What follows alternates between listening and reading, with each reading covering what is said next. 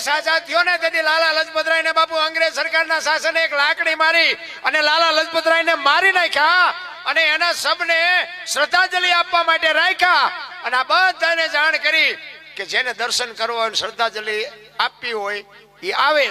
દિલ્હીમાં લાલા લજપતરાયના સબને રાખવામાં આવ્યો અને આ વાત ઉડતી ઉડતી બાપુ પંજાબમાં ભગતસિંહના કાને પડી અને ત્યાંથી નીકળ્યો બાપુ.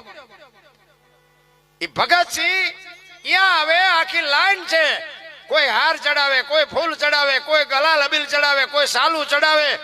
ભગતસિંહનો વારો આવ્યો ને કાંઈ નહોતું એની પાસે, ખાલી ખાલી આયેલો અને એનો વારો આવ્યો ને એ ભગત લાલા લજપતરાયના પગને અડી આમ સલામ કરી બે પગ પાછા પડીને બે હાથ જોડી અને પછી શ્રદ્ધાંજલિ આપી મનોમય કે લજપતરાય તને દુનિયાએ ગમે શ્રદ્ધાંજલિ આપી હોય, કોઈ સાલ ઓટાડી હોય, હાર આપ્યા હોય, ફૂલ આપ્યા હોય, મારી પાસે કાંઈ નથી, પણ મારી શ્રદ્ધાંજલિ સાંભળજે. કાલ સવારનો દી ઉગે અને દી આંખમાં પેલા તને મારવા વાળાને જો ભડાકે ન દઉં તો હું ભગત નહીં બાપુ. કેવો દીકરો છે, એની માં કેવી છે. અને બીજે દી બાપુ ભડાકે દીધો અને ચીતો નીકળે એમ નીકળી ગયો, ખબર ન પડી કોઈને ભડાકો કર્યો. અને સવારમાં પેપરમાં આવ્યું કે અંગ્રેજ સરકારના શાસનના વડાને કોઈએ ભડાકે દીધો પણ હજી મળ્યો નથી, પોલીસ તપાસ ચાલુ છે.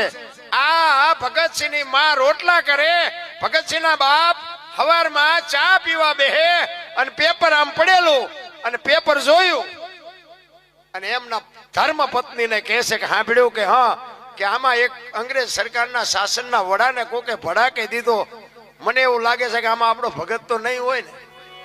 અને તેદી બાબુ આ ભારતની આર્ય નારી જગતજનની જોગમાયા કે તમને તો શંકા છે ને, પણ મારા ધાવણ ઉપર મને પૂરેપૂરો ભરોસો છે કે મારો ભગત જ હોય, બીજો કોઈ ન હોય બાપુ. આ માં ને આ દીકરા ઈ આપણી સંસ્કૃતિ છે.